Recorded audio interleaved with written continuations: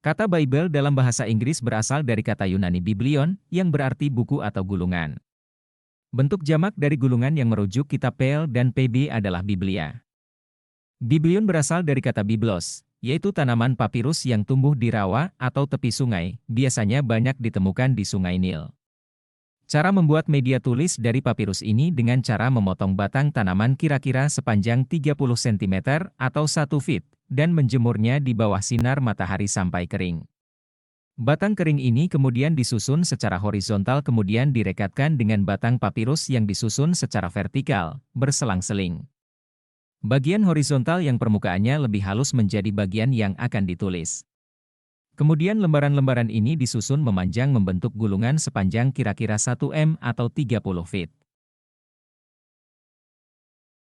Arti kata scripture, kata ini berasal dari bahasa Yunani graphe, yang berarti tulisan. Dalam PL tulisan-tulisan ini diakui memiliki otoritas yang besar. Misalnya dalam 2 Raja-Raja 14 ayat 6, 2 Tawarikh 23 ayat 18, Esra 3 ayat 2, Nehemia 10 ayat 34. Dalam PB, kata kerja grafo digunakan kira-kira 90 kali yang merujuk kepada Alkitab. Dalam bentuk kata benda graphe digunakan kurang lebih 50 kali dan juga merujuk kepada Alkitab. Ayat-ayat yang menggunakan kata benda graphe untuk merujuk kepada seluruh bagian Alkitab misalnya Matius 21 ayat 42, pasal 22 ayat 29, pasal 26 ayat 54, Lukas 24 ayat 27, 32, 45, Yohanes 5 ayat 39, Roma 15 ayat 4, 2 Petrus 3 ayat 16. Ayat-ayat yang merujuk kepada bagian Alkitab misalnya Markus 12 ayat 10, pasal 15 ayat 28, Yohanes 13 ayat 18, pasal 19 ayat 24, 36, Kisah Para Rasul 1 ayat 16, pasal 8 ayat 35, Roma 11 ayat 2, 2 Timotius 3 ayat 16. Ungkapan, dikatakan dalam kitab suci, sama artinya mengutip perkataan Allah sendiri, misalnya, Roma 4 ayat 3, pasal 9 ayat 17, pasal 10 ayat 11, Galatia 4 ayat 30, 1 Timotius 5 ayat 18. Dalam Roma 1 ayat 2 ditulis graphe Hagia yang berarti kitab suci. Dalam 2 Timotius 3 ayat 15 ditulis Hierogramata yang berarti tulisan suci. 2 Timotius 3 ayat 16 juga menekankan bahwa tulisan-tulisan ini adalah tulisan-tulisan yang diilhami Allah, dan dengan demikian tulisan-tulisan ini berotoritas dan tanpa kesalahan dalam semua ajarannya. Alkitab berasal dari Allah.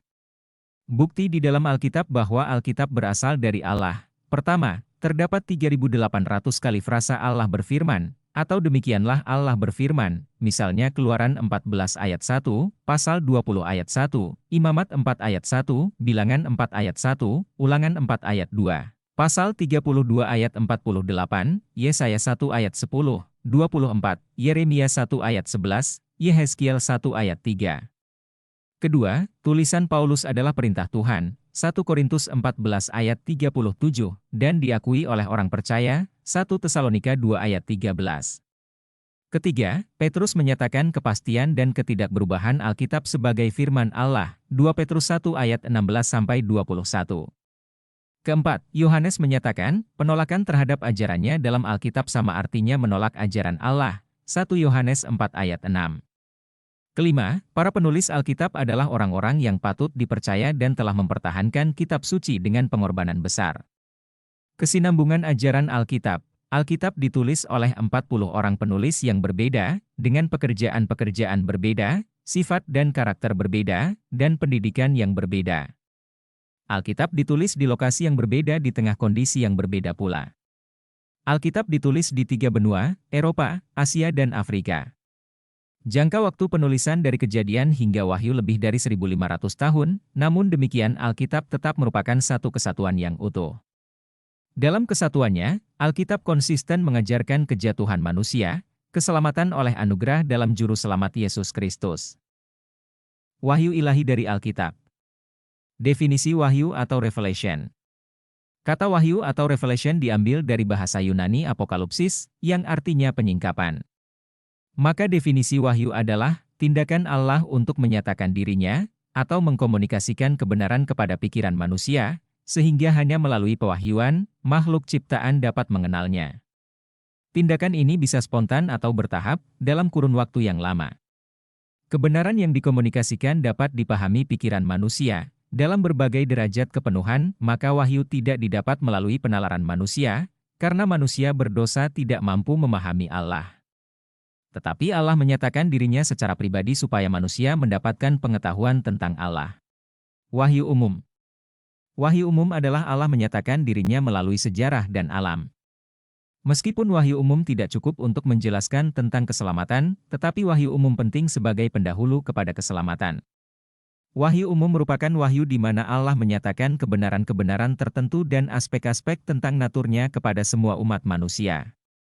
Mazmur 19 ayat 2-7 berisi pernyataannya kepada umat manusia melalui langit dan bumi.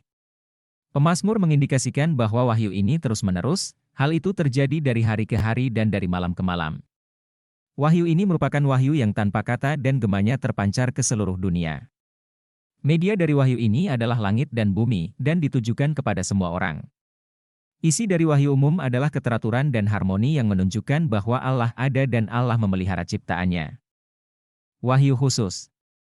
Wahyu khusus fokusnya lebih sempit dari wahyu umum dan terbatas pada Yesus Kristus dan kitab suci. Semua yang dapat diketahui tentang Kristus didapat melalui kitab suci. Karena itu dapat dikatakan bahwa wahyu khusus terbatas pada kitab suci yang bersaksi tentang Kristus. Wahyu khusus bersifat ilahi, contohnya adalah Keluaran 20 ayat 1, lalu Allah mengucapkan segala firman ini. Ulangan 29 ayat 1, inilah perkataan perjanjian. Wahyu khusus dibutuhkan karena keadaan manusia yang berdosa sejak kejatuhan. Dalam rangka memulihkan persekutuan manusia dengan diri Tuhan, maka penting bagi Allah untuk menyatakan cara keselamatan dan pendamaian. Cara keselamatan dan pendamaian ini melalui Yesus Kristus yang menyatakan tentang Bapa, Yohanes 1 ayat 18.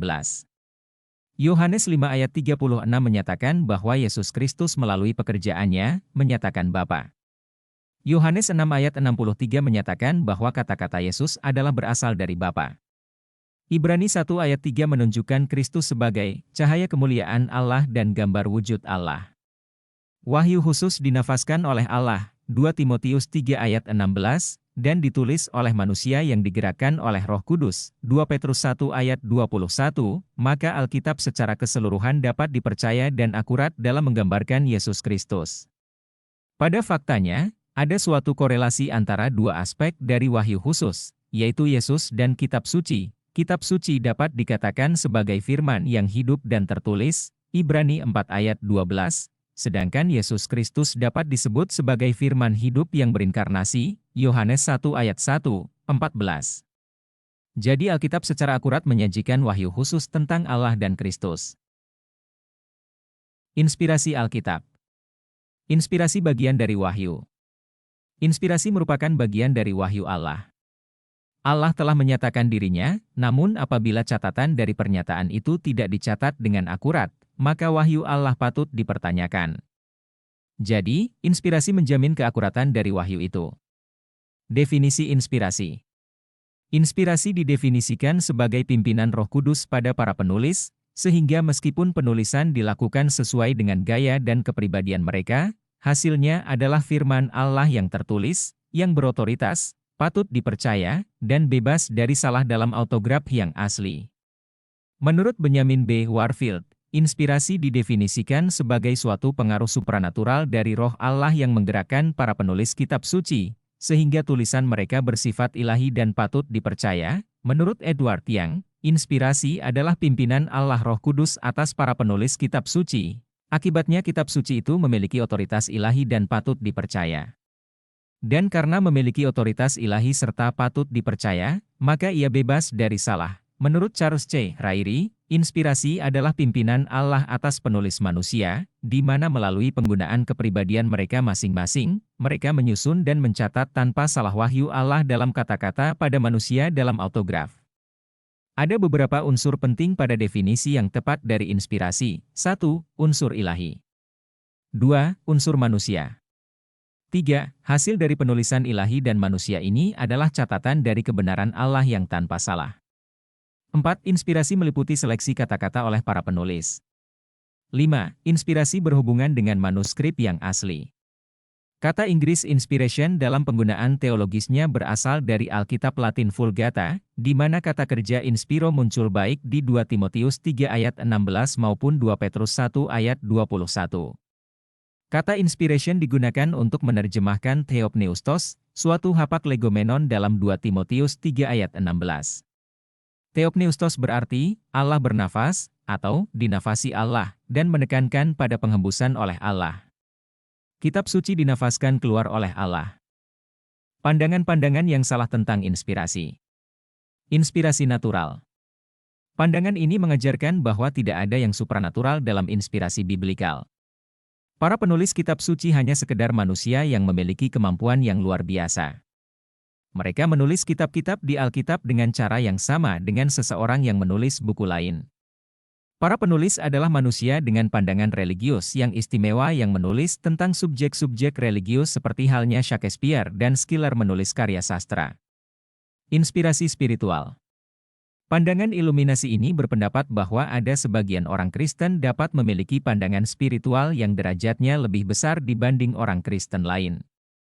Dalam pandangan ini orang Kristen mana saja dengan iluminasi dari Roh Kudus dapat menjadi penulis kitab suci yang diinspirasikan. Pengikut dari pandangan ini berpendapat bahwa bukan tulisannya yang diinspirasikan, melainkan para penulisnya yang diinspirasikan. Inspirasi parsial atau dinamik. Teori inspirasi parsial mengajarkan bahwa bagian-bagian dari Alkitab yang berhubungan dengan hal-hal iman dan praktis yang diinspirasikan. Sedangkan hal-hal yang berhubungan dengan sejarah, ilmu pengetahuan, kronologi atau hal lain yang bukan berkaitan dengan hal-hal iman, bisa salah. Teori parsial menolak baik inspirasi verbal dan inspirasi keseluruhan. Di samping adanya kesalahan di kitab suci, teori parsial mengajarkan bahwa media yang tidak sempurna cukup untuk membimbing pada keselamatan. Pertanyaan problematik yang dapat diajukan pada para penganut pandangan ini, bagian mana dari Alkitab yang diinspirasikan dan bagian mana yang berisi kesalahan? Siapa yang menentukan bagian Alkitab yang patut dipercaya dan bagian yang berisi kesalahan? Para erantis berbeda satu sama lain dalam pengajuan daftar kesalahan. Bagaimana doktrin dapat dipisahkan dengan sejarah? Misalnya, narasi tentang kelahiran Yesus dari anak darah berisi sejarah dan doktrin. Bagaimana Alkitab dapat dipercaya dalam satu bagian dan salah dalam bagian yang lain?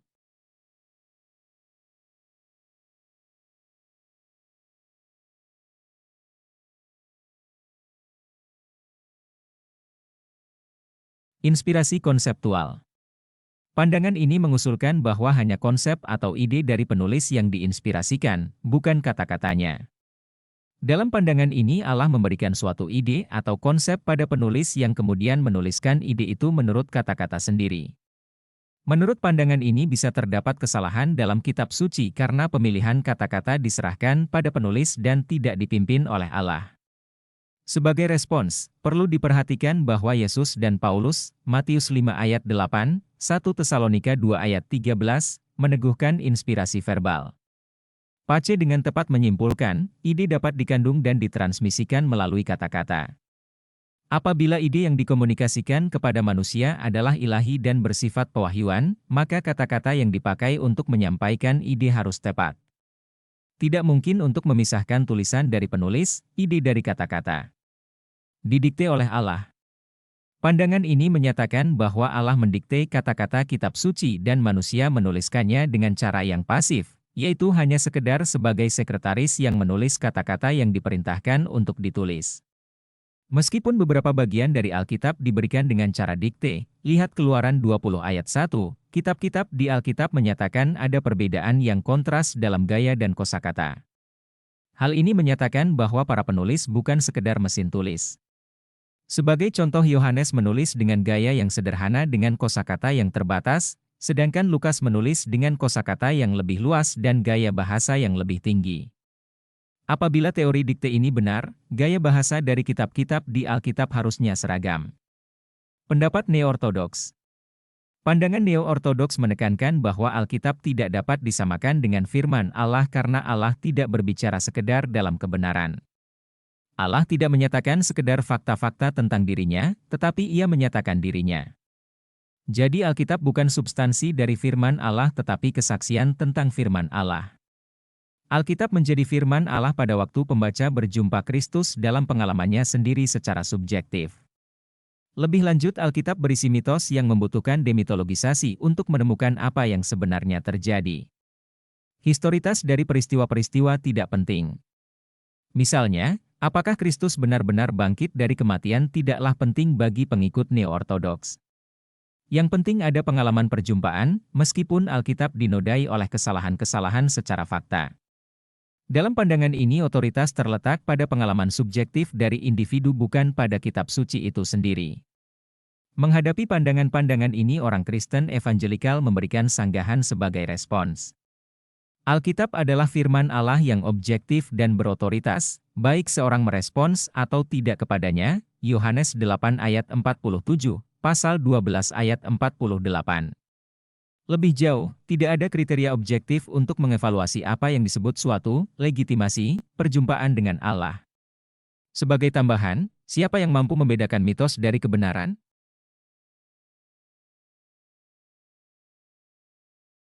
Pandangan inspirasi verbal dan plenary. Pandangan Kristus terhadap Alkitab. Dalam menentukan natur dari inspirasi Alkitabiah, tidak ada yang lebih signifikan daripada menentukan pandangan yang dipegang Kristus berkaitan dengan kitab suci.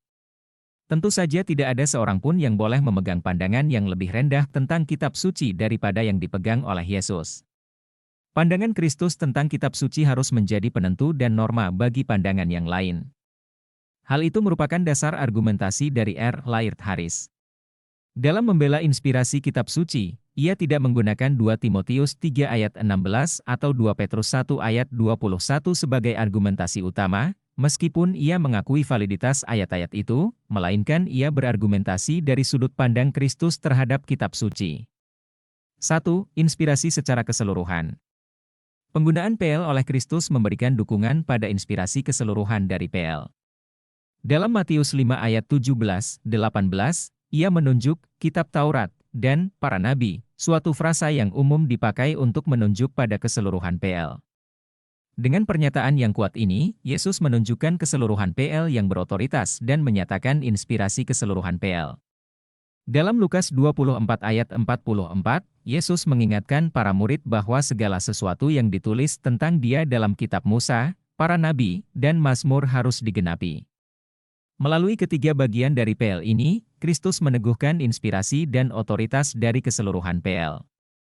Yesus juga menunjukkan kepada orang Yahudi bahwa kitab suci tidak dapat dibatalkan ketika ia merujuk Mazmur 82 ayat 6.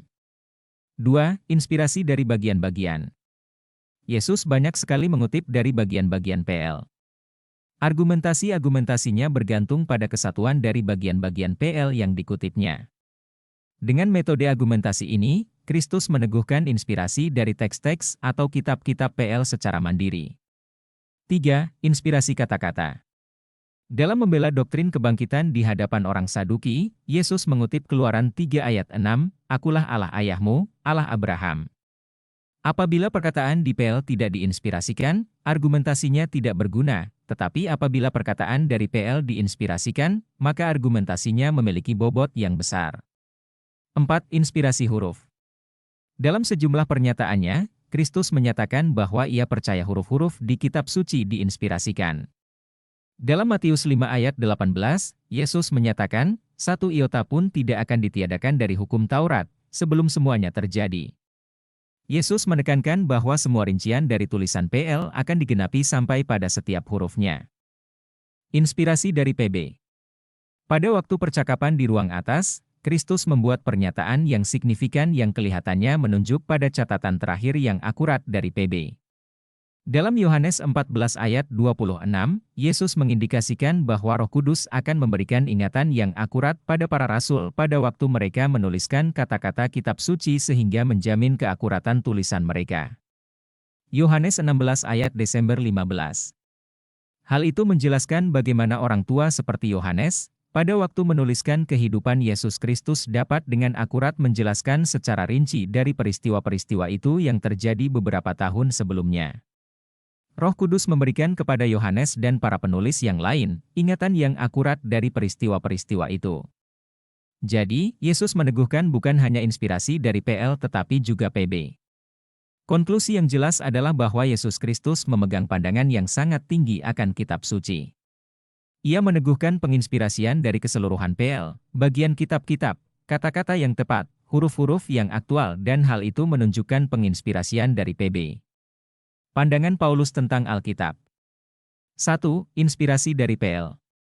Dalam 1 Timotius 5 ayat 18, Paulus mendahului pernyataannya dengan, kitab suci mengatakan, kemudian ia mengutip dari Ulangan 25 ayat 24 dan Lukas 10 ayat 7. Hal itu menyatakan status dari kitab suci baik untuk PL maupun PB adalah firman Allah yang diinspirasikan. 2. Inspirasi kata-kata. Dalam 2 Timotius 3 ayat 16, Paulus mengingatkan bahwa semua kitab suci diinspirasikan oleh Allah. Karena kitab suci dinafaskan oleh Allah, maka hal itu menekankan asal dari kitab suci yaitu Allah. Hal ini konsisten dengan Nabi PL yang menerima berita mereka dari mulut Allah dan hal itu diindikasikan oleh pernyataan yang sering keluar dari mereka, demikianlah firman Tuhan. 3. Keseluruhan kitab suci dinafaskan oleh Allah. Kitab suci bukan hanya merujuk kepada PL saja sebab di dalam 1 Timotius 5 ayat 18, Paulus telah menganggap Injil Lukas sebagai kanonikal. Pandangan Petrus tentang Alkitab. Pengajaran Petrus tentang kitab suci selaras dengan pengajaran Paulus. Di dalam 2 Petrus 1 ayat 21, Petrus menekankan bahwa tidak ada kitab suci yang dihasilkan akibat dari kehendak manusia, melainkan itu adalah hasil dari pimpinan Roh Kudus. Petrus menunjuk kitab suci sebagai kata nubuatan, ayat 19, nubuatan dari kitab suci, ayat 20, dan nubuatan, ayat 21. Ia menyatakan bahwa kitab suci adalah sesuatu yang semuanya dapat dipercaya. Dalam 2 Petrus 3 ayat 16, Petrus menunjuk pada tulisan Paulus dan mengindikasikan bahwa guru-guru palsu mendistorsi tulisan Paulus sebagaimana mereka juga melakukan pada kitab suci lainnya. Dalam pernyataan yang agak unik ini, Petrus menempatkan tulisan Paulus sejajar dengan kitab suci PL. Konklusi. Pembelaan yang paling akurat dan kuat untuk inspirasi verbal dan keseluruhan dari kitab suci adalah kesaksian Yesus Kristus. Ia bersaksi atas inspirasi dari keseluruhan kitab suci, bagian kitab-kitab dari PL dan setiap kata-kata dari kitab suci sebagai yang dicatat dalam kitab aslinya. Fakta bahwa dia mendasarkan argumentasinya pada kata-kata yang rinci dari kitab suci, menyatakan pandangannya yang tinggi pada kitab suci. Sebagai tambahan Paulus mengakui bahwa semua kitab suci dinafaskan oleh Allah, manusia adalah alat yang pasif, yang dipimpin oleh Allah dalam aktivitas mereka, manusia dipimpin oleh Roh Kudus dalam penulisan dari kitab suci. Kesaksian dari para saksi ini menunjuk pada inspirasi verbal secara keseluruhan dari kitab suci. Ineransi Alkitab. Definisi ineransi. Pada awalnya cukup hanya mengatakan bahwa Alkitab diinspirasikan, namun karena tuduhan dari neo-ortodoksi yang menggunakan kata seperti inspirasi, infalibilitas dan bahkan ineransi maka sudah menjadi keharusan untuk menjelaskan posisi evangelikal dengan lebih rinci menggunakan kata-kata, verbal, keseluruhan, infalibilitas, ineransi, dan inspirasi tak terbatas.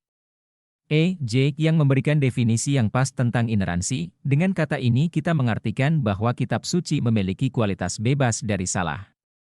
Mereka dikecualikan dari kemungkinan untuk kesalahan, tidak dapat salah. Dalam semua pengajarannya mereka sesuai dengan sempurna dengan kebenaran.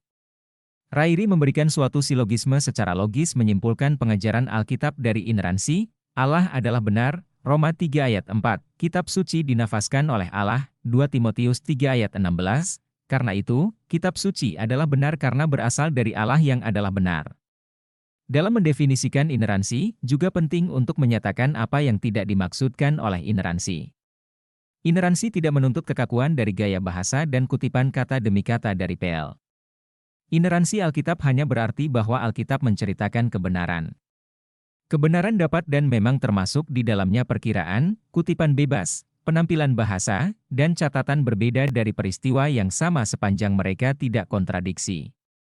Pada pertemuan Chicago pada bulan Oktober 1978, Konsili Internasional dari Ineransi Alkitab mengeluarkan pernyataan sebagai berikut tentang ineransi, kitab suci sepenuhnya secara verbal diberikan oleh Allah maka ia tanpa salah dalam semua pengajarannya, tidak mengurangi dari apa yang dinyatakan tentang tindakan Allah dalam ciptaan, tentang peristiwa dari sejarah dunia, tentang asal dan literaturnya yang berasal dari Allah dan kesaksiannya tentang anugerah keselamatan Allah dalam kehidupan individu. Dalam definisi terakhir dicatat bahwa ineransi meliputi manuskrip yang asli. Ineransi berarti bahwa pada waktu semua fakta diketahui, maka kitab suci dalam tulisan aslinya, apabila diinterpretasikan dengan benar akan terlihat sepenuhnya benar dalam setiap pengajarannya, baik pengajaran itu berkaitan dengan doktrin, sejarah, ilmu pengetahuan, geografi, geologi atau disiplin lain dan pengetahuan lain. Mengatakan bahwa ada kesalahan di Alkitab berarti mendakwa karakter Allah. Apabila Alkitab memiliki kesalahan, maka itu berarti mengatakan bahwa Allah dapat gagal dan ia dapat melakukan kesalahan. Berasumsi bahwa Allah dapat menyatakan firman yang bertolak belakang dengan fakta, sama dengan berasumsi bahwa pekerjaan Allah dapat salah. Natur Allah sesungguhnya yang dipertaruhkan. Penjelasan tentang ineransi. Ineransi mengizinkan adanya keragaman dalam gaya bahasa. Injil Yohanes ditulis dalam gaya bahasa yang sederhana sesuai latar belakang Yohanes yang seorang nelayan yang tidak berpendidikan. Lukas ditulis dalam kosakata yang lebih indah karena ditulis oleh seorang yang berpendidikan. Surat-surat Paulus mencerminkan logika seorang filsuf. Semua variasi ini sepenuhnya selaras dengan ineransi. Ineransi mengizinkan adanya keragaman rincian dalam menjelaskan peristiwa yang sama. Fenomena ini secara khusus dapat dilihat dalam Injil Sinoptik. Ingat bahwa Yesus berbicara dalam bahasa Aram dan para penulis kitab suci menulis dalam bahasa Yunani. Hal ini berarti mereka harus menerjemahkan kata-kata Aram ke dalam bahasa Yunani. Seorang penulis dapat menggunakan kata-kata yang sedikit berbeda untuk menjabarkan peristiwa yang sama, namun keduanya memberikan arti yang sama, walaupun ditulis dalam kata-kata yang berbeda. Selain itu, penulis yang satu dapat melihat peristiwa itu dari satu sisi dan penulis yang lain melihat dari sisi yang lain. Hal ini akan menghasilkan rincian yang kelihatannya berbeda, namun keduanya tetap akurat. Ineransi tidak menuntut laporan kata demi kata dari suatu peristiwa. Ada beberapa alasan untuk tidak adanya tuntutan kutipan kata demi kata. Pertama, sebagaimana yang sudah disebutkan, penulis harus menerjemahkan dari bahasa Aram ke dalam bahasa Yunani pada waktu mencatat kata-kata Yesus. Kedua, dalam membuat referensi dari teks PL, tidaklah mungkin untuk membuka gulungan yang sangat panjang setiap kali akan mengutip PL, lebih lanjut, gulungan itu tidak selalu siap sedia, oleh karena itu ada kutipan bebas dari PL. Ineransi mengizinkan untuk tidak menggunakan bentuk tata bahasa standar.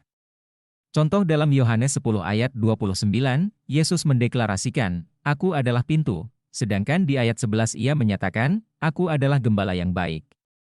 Dalam bahasa Inggris hal ini akan dinilai sebagai campuran metafora, tetapi hal itu bukan masalah dalam bahasa Yunani atau bahasa Ibrani. Dalam Yohanes 14 ayat 26, Yesus menunjuk pada roh, pneuma dalam gender netral, dan kemudian menunjuk pada roh sebagai, ia, laki-laki, ekeinos dalam gender maskulin. Ineransi mengizinkan ayat-ayat problematik. Meskipun pekerjaan yang begitu luar biasa telah dilakukan dalam penulisan kitab suci namun tidak mungkin memberikan solusi pada semua masalah. Dalam kasus-kasus tertentu, solusi menunggu penemuan dari para arkeolog, dalam kasus lain, solusi menunggu penelitian dari para ahli bahasa, dalam kasus lain mungkin solusinya tidak akan pernah ditemukan karena alasan lain. Namun apapun jawabannya tidak akan berkontradiksi dalam kitab suci. Apabila kitab suci dinafaskan oleh Allah maka secara keseluruhan tanpa salah. Ineransi menuntut tulisan itu tidak mengajarkan kesalahan atau kontradiksi. Rinciannya dapat beragam, tetapi hal itu tetap mencerminkan hal-hal sebagaimana adanya. Misalnya, dalam Matius 8 ayat 5-13, dicatat bahwa kepala prajurit datang pada Yesus dan berkata, "Aku tidak layak." Dalam bagian paralel di Lukas 7 ayat 1-10, dicatat bahwa penatua yang datang dan berkata tentang kepala prajurit itu, ia layak.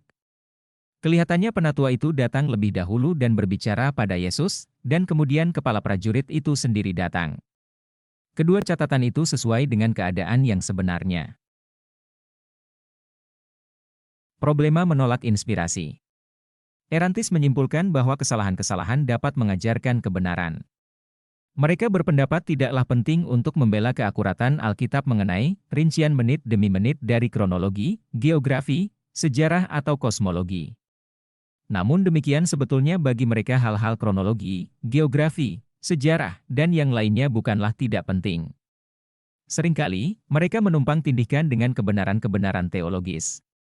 Misalnya, kehistorisan Adam dan Hawa di Kejadian 1 dan 2 adalah penting karena Paulus mengambil analogi antara Adam dan Kristus di Roma 5 ayat 12-21. Apabila Adam tidak historikal, maka analogi itu terputus. Kronologi dari Matius 1 adalah penting karena itu merupakan rincian dari silsilah Yesus Kristus. Apabila silsilah itu tidak akurat, apa yang dapat dikatakan tentang catatan dari kehidupannya? Geografi dari Mika 5 ayat 2 yang mengumumkan kelahiran Kristus di Betlehem adalah penting karena ayat yang sama juga mengajarkan kekekalan dari Kristus. Jika geografi dari Kristus tidak dapat dipercaya, apakah kekekalannya dapat dipercaya? Kesimpulannya sangatlah jelas. Apabila Alkitab tidak dapat dipercaya dalam hal kronologi, sejarah, dan geografi, maka Alkitab tidak dapat dipercaya dalam berita tentang keselamatannya. Erantis meragukan karakter Allah.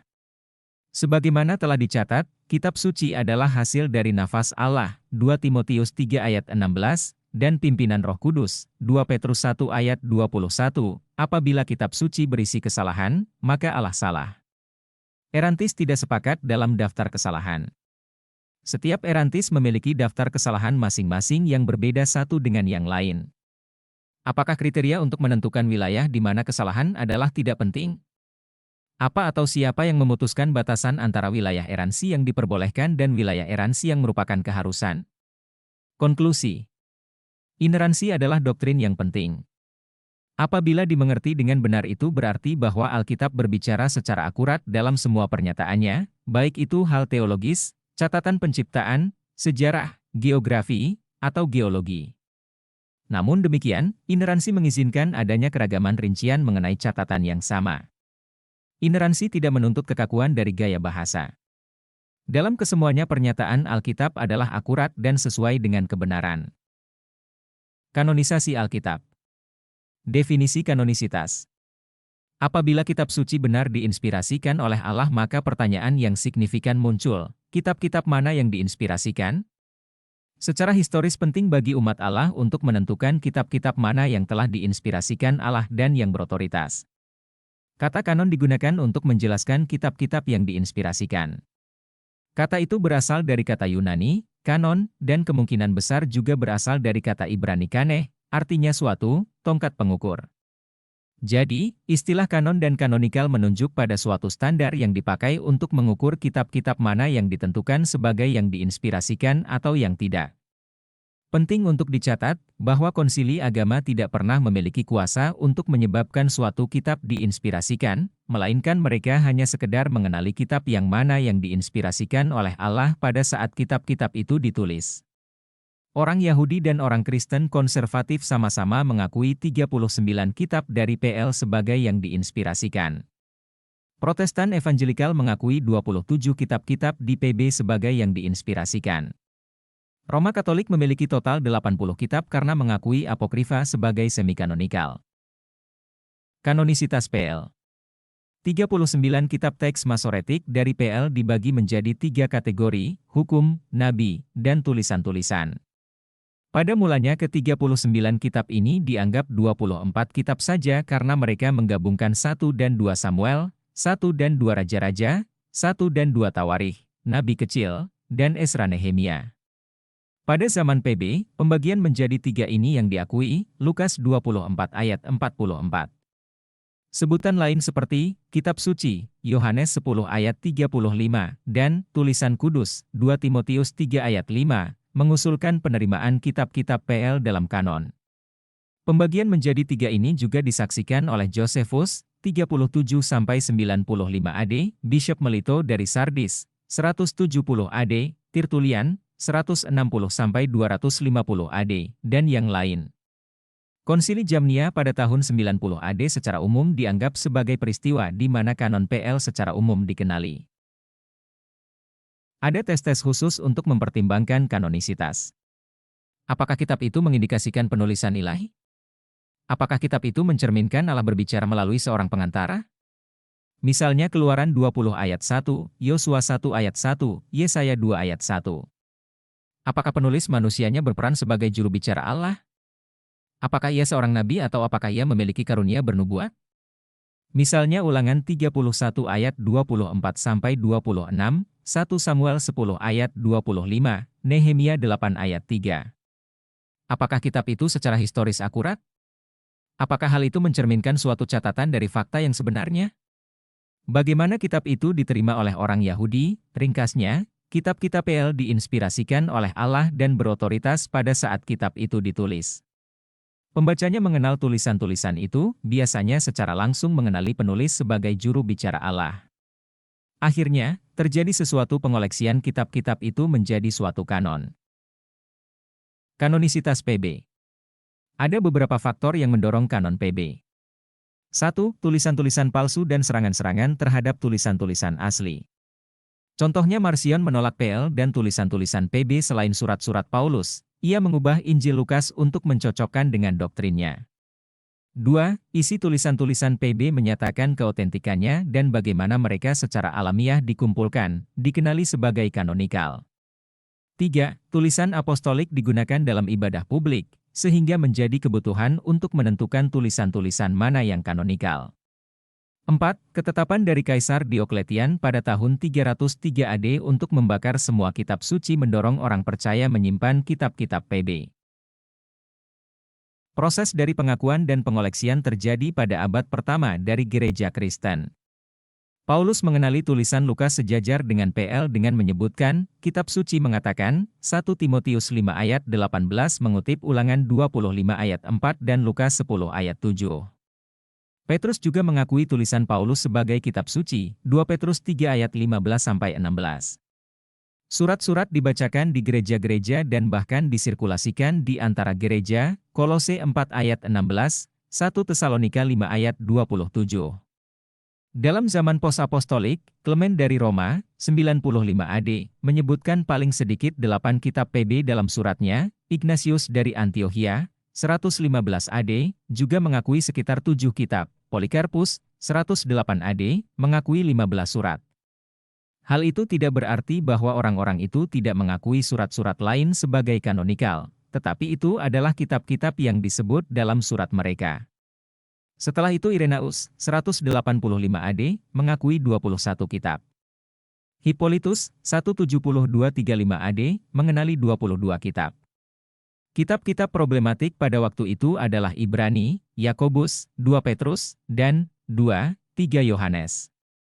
Kesaksian yang lebih penting adalah dari kanon Muratorian, 170 AD, yang merupakan kumpulan dari kitab-kitab yang diakui sebagai kanon gereja pada penanggalan yang paling awal. Kanon Muratorian memasukkan semua kitab PB kecuali Ibrani, Yakobus dan surat Yohanes yang pertama. Pada abad keempat ada pengakuan yang menonjol terhadap kanon PB. Pada waktu Athanasius menulis di tahun 367 AD, ia menyatakan bahwa ke-27 kitab PB sebagai satu-satunya kumpulan kitab yang benar. Pada tahun 363 AD, Konsili Laodikia mengakui hanya PL dan ke-27 kitab PB yang dibaca oleh gereja-gereja. Konsili Hippo, 393 AD, mengakui ke-27 kitab, dan Konsili dari Kartage, 397 AD, meneguhkan bahwa hanya kitab-kitab kanonikal itulah yang dibaca oleh gereja-gereja. Bagaimana gereja mengenali kitab yang kanonikal? Ada beberapa ujian tertentu yang diterapkan untuk menjawab pertanyaan itu. 1. Apostolisitas.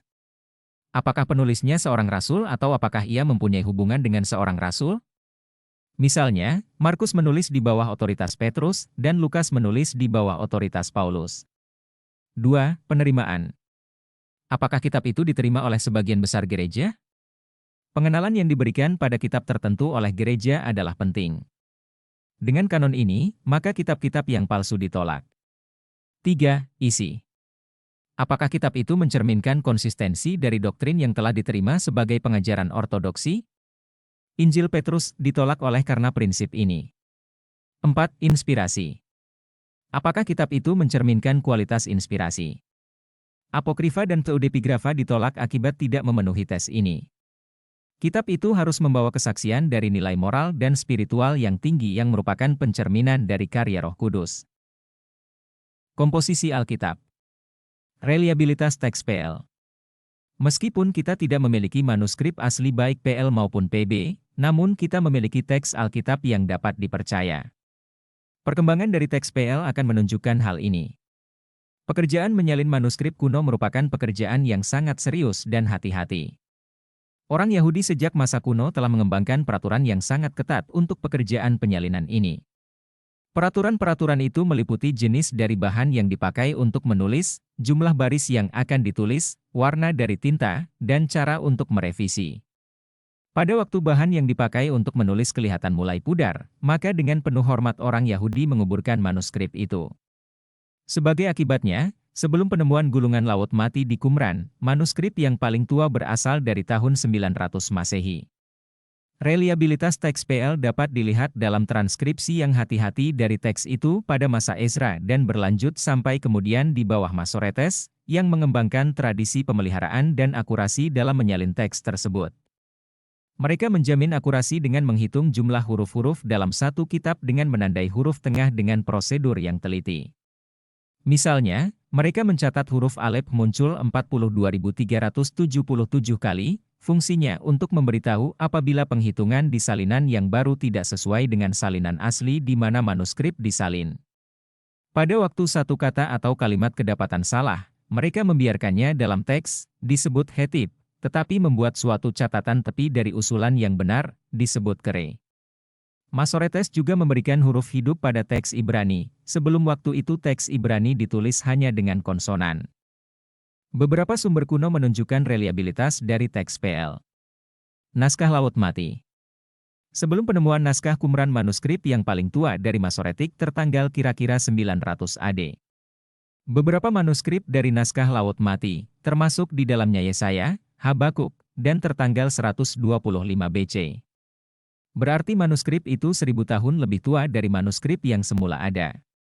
Konklusi utama adalah tidak adanya perbedaan yang signifikan antara gulungan Yesaya di Qumran dengan teks Ibrani Masoretik yang tertanggal 1000 tahun kemudian. Hal ini meneguhkan reliabilitas dari teks Ibrani kita yang sekarang. Septuaginta. Septuaginta adalah terjemahan bahasa Yunani dari PL Ibrani bagi orang Yahudi yang tersebar, yang tidak lagi bisa berbahasa Ibrani. Tradisi mengatakan bahwa sekitar 70 sarjana Ibrani menerjemahkan teks Ibrani ke bahasa Yunani, nama Septuaginta berarti 70, dan dalam angka Yunani adalah LXX. Septuaginta diterjemahkan di Alexandria, Mesir, antara 250–150 BC. Sebagai sebuah terjemahan mungkin tidak pas, tetapi teks itu menolong kita melihat bahwa LXX berdasar pada teks Ibrani yang berusia 1000 tahun lebih tua dari manuskrip Ibrani yang kita miliki sekarang, Masoretik. Selanjutnya, para penulis PB sering mengutip Septuaginta, hal ini memberikan kepada kita pandangan bahwa terjemahan ini dianggap berotoritas. Pentateuch orang Samaria. Terjemahan dari kitab-kitab Musa dibuat untuk memfasilitasi ibadah di Samaria di Gunung Gerizim. Terjemahan itu berdiri sendiri dari teks Masoretik dan berasal dari abad ke-4 BC, maka terjemahan itu merupakan saksi yang bernilai untuk teks PL. Meskipun ada sekitar 6.000 perbedaan dengan teks Masoretik, kebanyakan dari perbedaan itu adalah hal yang tidak berarti, yaitu berhubungan dengan tata bahasa dan pelafalan. Targum Aramaik. Setelah Israel kembali dari pembuangan di Babel, orang Yahudi pada umumnya telah meninggalkan bahasa Ibrani dan memakai bahasa Aram. Hal itu menjadi suatu kebutuhan untuk menyediakan kitab suci bagi orang Yahudi dalam bahasa sehari-hari mereka. Hasilnya adalah targum yang artinya terjemahan atau parafrasa. Mereka memberikan latar belakang yang bernilai untuk studi PB selain memberikan kesaksian untuk teks PL. Reliabilitas teks PB. Meskipun kita tidak memiliki autograf dari PB, tetapi kesaksian untuk kitab-kitab PB dapat kita temui. Misalnya, ada sekitar 5.000 manuskrip yang berisi PB yang lengkap, maupun sebagian. Manuskrip papirus. Manuskrip-manuskrip tua ini merupakan kesaksian yang penting antara lain papirus Chester Beatty dari abad ketiga. Manuskrip Ansel. Kira-kira 240 manuskrip dalam huruf-huruf besar. Kode Sinaiticus berisi semua PB dan tertanggal 331 ed. Codex Vaticanus berisi hampir keseluruhan PB, tertanggal dari abad keempat dan diperhitungkan sebagai salah satu manuskrip yang paling penting. Alexandrinus, tertanggal abad kelima berisi semua PB kecuali bagian dari Matius dan sangat menolong untuk mengenali teks Wahyu. Yang lain termasuk Codex Ephraimi, abad kelima, Codex Bezae, abad kelima dan enam, dan Codex Washington, abad keempat dan lima. Manuskrip Minuscule. Ada sekitar 2.800 manuskrip dalam huruf-huruf kecil biasanya dalam tulisan tangan. Mereka secara umum tidak setua dari manuskrip Ansel. Versi-versi. Sejumlah versi-versi yang terdahulu dari PB juga menolong dalam mengerti teks yang benar.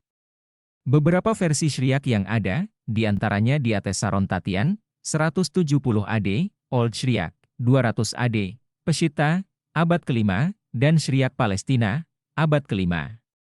Latin Vulgata, diterjemahkan oleh Yerome, 400 AD, mempengaruhi Gereja Barat.